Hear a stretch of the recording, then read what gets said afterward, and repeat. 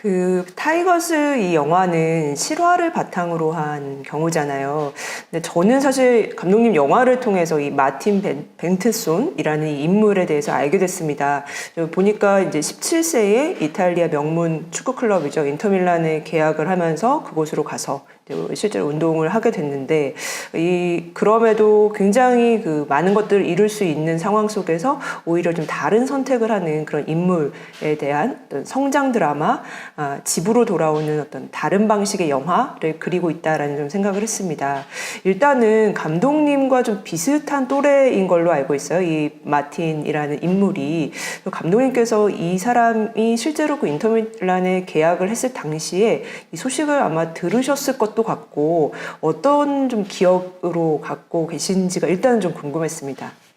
Yeah, I remember it. I mean, I remember that Martin at the time was regarded as the by far the biggest football talent in Sweden and one of the biggest football talents in the world at the time. So it felt quite normal that he was picked up by a very big club. And then I also remember that there were these news about him falling out, but there were a lot of rumors and a lot of nobody really knew what happened first, and it was almost like everyone wanted to cover up the fact that he just kind of disappeared from football. And then we got the explanation a couple of years later when he wrote his book, his autobiography about what happened down there, and the book is about his whole life up to that point, but I decided to make a film based on just those months, that almost year that he was into Milan, instead of telling the story of his whole life. But of course, it was a huge story in Sweden at the time. 축구를 좀 좋아하시나요? 혹은 잘 하시나요? Yeah, I love football, or soccer, as you say in the US. Absolutely, and I've played all my life, and I was not as good as Martin Bengtsson, but I was good enough to compete and to be at a level where it felt serious. But at an early stage, I realized I was better at writing and making movies. So I would say that this, in many ways, this film, even though it's very critical towards the football industry, I would still say it's a film made from a point of love to the sport. 저도 이제 감독님의 이력들을 좀 살펴보니까 연출도 하시지만 또 직접 글을 쓰시고 시나리오 작업을 굉장히 많이 하셨고 또 특히나 그 참여했던 작품들의 명단을 보면은 이 스포츠와 어떤 인물의 어떤 내면의 심리를 그리는 드라마를 잇는 그런 작업들을 꽤 많이 하셨어요. 그래서 뭔가 우연이라기보다는 감독님의 관심사가 꽤 많이 투영된 결과가 아닐까라는 생각이 들었습니다. 이 스포츠를 하는 사람, 인물에 유독 좀 관심 갖는 이유가 있으실까요? I think it started as a kind of frustration with the existing films about the world of sports. I felt like, of course, there are like a gazillion of numbers of sports films being made, but very few of them I felt really put a focus on what it means to be an elite athlete and the toll it takes and the sacrifices you make, and also I felt like there was this quite big opportunity to actually portray the world of sports in a new way, where you're more focusing on the psychological level, the economic level, the political level, and I think that's why I decided to make what I see as a trilogy of films that takes place in the sports world, where one is Borg versus McEnroe, that is in the tennis world, obviously, which I wrote and James Metz directed. And then this one, Tigers, that I always knew that it would be the one that I would direct myself. And then the third one is in pre-production right now. It's called Perfect, and it's an American film about female gymnastics during the Olympics of '96. And all of them deals with quite extreme characters in extreme worlds of sport. And I find it fascinating, but at the same time, I feel like I'm quite done with sports now. I think I've done my job in this world, and will now move on from sport. 이번 영화 타이거즈의 플롯에 대해서 좀 이야기를 나눠보고 싶은데요. 감독님께서 그 마틴의 자서전을 읽고 특히나 그 1년여의 기간에 초점을 맞추고 싶으셨다라고 하셨습니다. 저는 아직 그 자서전을 읽지 못해서 그 전체 어떤 책 속에서 그 1년이라는 기간에 좀 더 주목하셨던 이유가 일단 궁금하고요. 그리고 그 1년을 좀 어떤 방식으로 보여줄 것인가에 대해서 좀 각별히 좀 더 고심하셨던 지점이 있으셨을 것 같아요.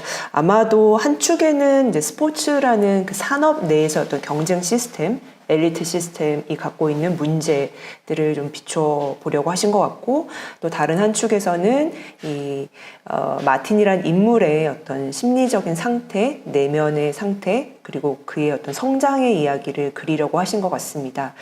만약 그렇다면 거기에 대한 이야기를 좀 더 들어보고 싶습니다. I knew all along that it would be focusing on that year, because that is the year when everything changes, and I think that's one of the magic part about filmmaking, is that you don't need to tell the whole story. Sometimes you just need to tell a part of the story in order to understand the whole story. And here it felt like the dramatic essence was his year in Milan. As you say, the film has two very separate layers in a way that I'd always wanted to, blend together. But for me, it's always been more important with the psychological journey of the character. I always knew that this was a film that needed to be highly subjective. I wanted to enter this world of football, which is a very interesting world that we've basically never seen before on cinema, the kind of behind the closed curtains. But I didn't want the world to be the main character. I wanted to enter this world through the eyes of a 16-year-old boy, with the excitement, the fear, the anxiety, and the hopes and dreams of a 16-year-old super talent. So it's always been, for me, it's always been more important with what you feel in your heart and your stomach rather than what you think on a film, and what you think should come afterwards. It should be, I think this story needs to carry an echo of the ideas about the political and economical ideas about the football world, but the instant reaction as an audience should always be in sympathy with the main character. 약간 오장육부가 뭔가 건드려지는 듯한 그런 영화를 좀 지향하셨던 거지군요, 감독님. Yeah, I mean, for me, it's I'm a quite physical filmmaker. I want the audience to kind of sense the smell of the world I'm portraying, and of course, I want them to think as well. But that comes for me afterwards. While you're in the cinema, you should be in the. I myself loves to be captured by a movie within the movie theater. I mean, to be there, fully present, emotionally with the character, and to be on a journey with the character. So, I think all filmmakers, in a way, try to make those films we fell in love with as kids, and that still kind of shape our idea of what good film is. 그런 면에서 저는 마틴을 연기한 에릭 앵의 이 배우가 정말 놀라웠다. 감독님의 선견지명이랄까요? 이 배우를 발견하는 눈이 정말 대단하시다라는 생각이 들었는데, 이 영화의 메인 캐릭터이기도 하고 영화 자체를 온전히 끌고 가야 되는 굉장히 큰 역할이었습니다. 이 배우분이 갖고 있는 뭐랄까요? 굉장히 건강이라기보다는 그런 피지컬한 어떤 인상이 주는 묘한 불안하면서도 좀 어딘가 유약해 보이면서도 하지만 또 축구 선수로서의 그런 육체적인 면모를 갖추고 있는 이제 이 어떤 소년의 어떤 그 경계에 있는 듯한 인물을 아주 잘 표현을 했는데요. 감독님께서 어떻게 이 배우와 만나게 되셨는지 또 첫인상은 어떠셨는지 어떤 과정으로 캐스팅을 이끌어내셨는지 좀 들어보고 싶어요. I mean, we found him through that he had done smaller roles in Scandinavia before. So he was someone I knew about. He was not famous, but I had seen him. And as soon as I tested him, I felt like he could be the right one. The only big problem was that he was so extremely thin. I mean, like very far away from what is in the film. So we had to put him in training for more than a year with a personal trainer, and basically living like an athlete, eating a lot of food and working out every day with a trainer.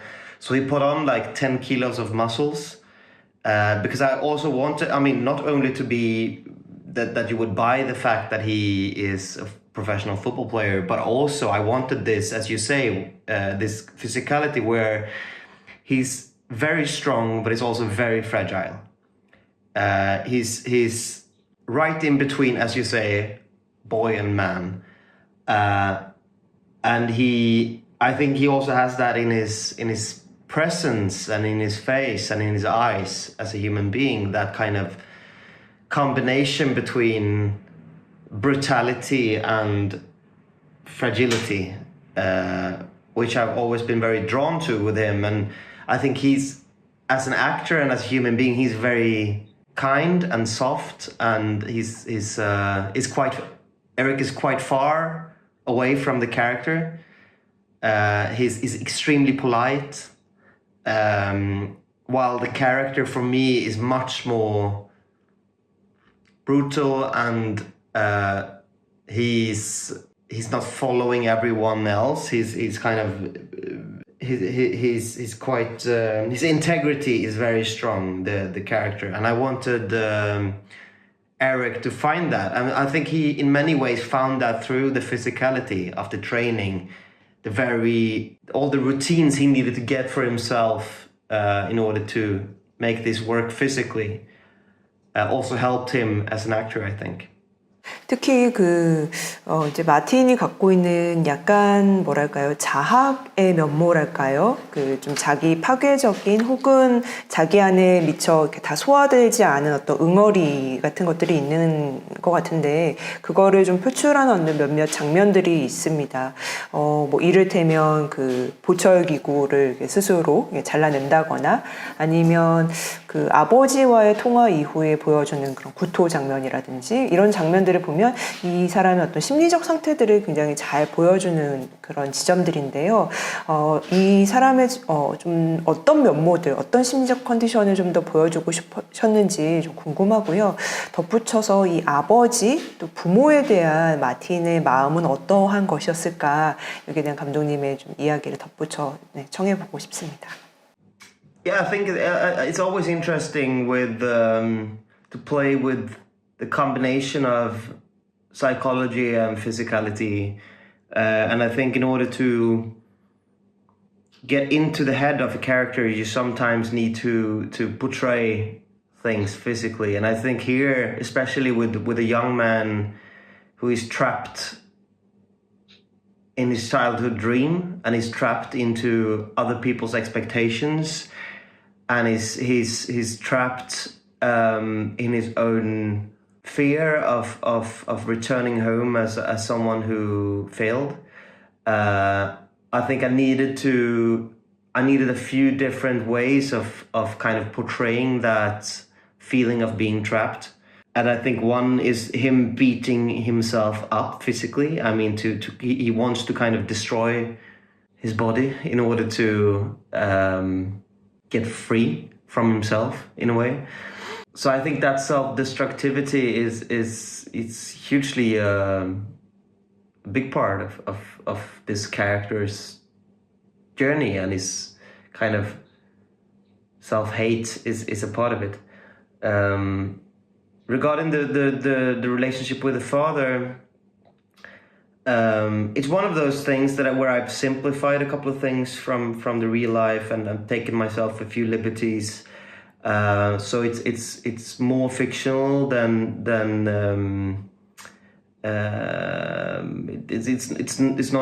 it's not all biographical. I've taken some liberties there because I wanted to make it very clear that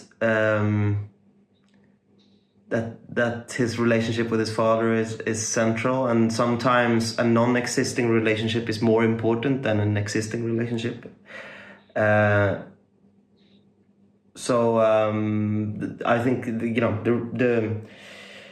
idea of the father is quite central in his psychology. 오늘 감독님 말씀을 쭉 듣다 보니까 이 영화가 스포츠 영화라기보다는 조금 더 이제 심리한 인물의 어떤 내면의 이야기에 방점을 두고 있는 영화라는 생각이 좀 듭니다. 그럼에도 축구 선수에 관한 영화다 보니까 이 축구 장면도 등장을 하고요. 또 실제로 어쨌든 그런 어떤 무브먼트에 대한 기대감, 또 그것을 어떻게 좀 충족시켜 줄 것인가에 대한 고민도 하셨을 것 같아요. 그래서 스포츠 영화들이 항상 그 봉착하는 문제 중에 하나는 어떻게 이 경기 장면을 잘 보여줄까, 좀 더 납득할 만하게 그럴듯하게 보여줄 수 있을까, 이런 부분들 고민을 많이 하는 걸로 알고 있는데요. 감독님께서도 이 축구 그 장면을 좀 찍을 때 어떤 방식으로 찍어야 이 영화와 좀 잘 부합하겠다라고 좀 판단하시면서 촬영에 나가셨는지 좀 여쭤봅니다. Yeah, that was honestly the thing I was most afraid about, because some sports make very good cinema, like boxing or ice hockey, or a couple of sports works good on film. Football is not one of them. I would say basically there are no good examples on when football actually worked on cinema before, and so I was thinking for years about how to portray this in a way that is believable, true, and also works in favor of the character journey, because this is a character-driven film, and as soon as it becomes a film about winning or losing a match, it becomes something else, because this is a film about winning or losing your life. So when I realized that the film needs to be subjective also on the pitch, that's when I realized how to do it. Because when you see football on film, it's always that you're with the character who has the ball. But in real football, you have the ball maximum 1 minute out of 90 in a game. So most of the time you don't have the ball. But you never see that, because you don't see that on TV either, because you're always with the person with the ball in the camera. So I wanted to capture the feeling of loneliness on a pitch.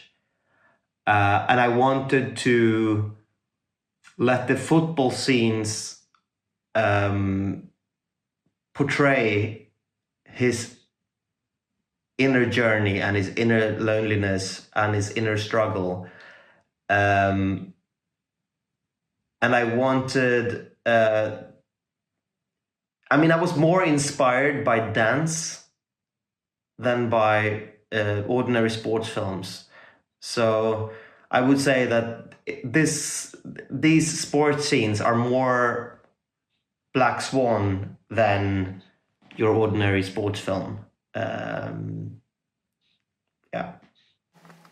블랙스완이라니 예상 외였지만 또 어느 정도 또 짐작도 가는, 왠지 감독님이 음악적 감각과 음악에 대한 사랑도 좀 있지 않으실까. 이 영화 전반적으로 봤을 때도 굉장히 어떤 장면에서도 그런 것들을 좀 느낄 수 있지만 그 승리의 곡이라고 하는, 마틴이 항상 뭔가 이렇게 플레이가 잘 풀렸을 때 듣는다는 그 노래가 마지막에 엔딩으로 이어지는 장면에서 다시 한번 흘러나오는 것 같은데 그런 어떤 리드미컬한 어떤 장면들에서 감독님이 아마도 음악 혹은 좀 전에 말씀하신 블랙스완이라든지 이런 무용의 어떤 움직임을 통해서 좀 영감이 있지 않으셨을까라고 좀 짐작을 했었는데요. 혹시 그러한가요? When it comes to choosing the kind of pop songs for the film, I always knew that the biggest and most important pick would be what Martin refers to as his winning song, because I always had that in the script that it's a song that is his kind of secret song that he carries with himself and that will play in the end, because I wanted the ending to feel like a different kind of success. It's not the success that he thought he would regard as a success, but it's a different kind of success. As I said, it's not about winning or losing a match or a career. It's about winning or losing your life, and he wins his life. And when it comes to the music in other parts, I wanted this combination of the outer world and the inner world, where the outer world here is like the football world, Milano. It's fashion, football. It's a lot of physicality. It's young people that work with their bodies in many ways, because the most present jobs in Milan in a way is models and footballers. I mean, they are like the dream jobs for young people there, and so I wanted the music to be like very energetic, very very commercial, very like techno and that kind of music. But at the same time, I wanted a different kind of music for his inner world, where it's more kind of Vivaldi-inspired classical music, especially for the football scenes, because the movement of the feet on a football pitch, kind of, for me, it felt like Vivaldi. So I that's why we were quite inspired by Handel and Vivaldi and a couple of other composers when creating the score. So it's a really collision, as the film in total is, a collision between highbrow and lowbrow. I mean, a combination and a collision between art house cinema and the most ugly commercial capitalistic arena you can ever imagine. So it's that collision I wanted for this movie. 감독님께서 좀 다른 종류의 성공이라고 표현을 하셨어요. 이 영화 엔딩에 대해서 저 역시도 그렇게 동감하는 바이고요.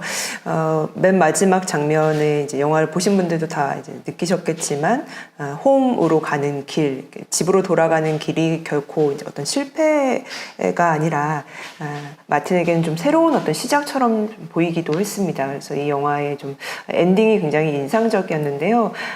감독님께서도 혹시 엔딩 장면을 두고 좀 각본가로서 또 연출자로서 좀 어떤 메시지를 좀 전달하고 싶으셨는지 짤막하게 좀 들어보고 싶습니다. That he's a different kind of winner. That success is not always what we think is success. And I think, I mean, I always had the idea of using the car as a kind of metaphor for freedom. That he buys this car that is not allowed or able to drive, and it becomes almost like a room, an extra room for him, the only place where he can be on his own within the movie. And I picked that from real life. I thought it was such an extraordinary detail that he bought a car but he wasn't able to drive it, and I love the idea of him meeting this person who can teach him to drive. And finally, he needs to take control over his own life. He needs to sit behind the wheel and go on with his life and choose the path that he needs to go in, and which is his own path and not the path that everyone else are expecting him to go. So yeah, I've always seen it as an ending about a man who's lost everything, but for that very same reason, he's free for the first time. 혹시 이 영화의 제목은 어떤 의미가 있을까요? 많은 분들이 궁금해하실 것 같습니다. 우리에게 좀 단서가 될 만한 장면이 등장하기는 하지만 제목이 좀 더 그 미스테리하다고 해야 될까요? 감독님의 의중이 있을 것 같아서 좀 더 여쭤보고 싶습니다.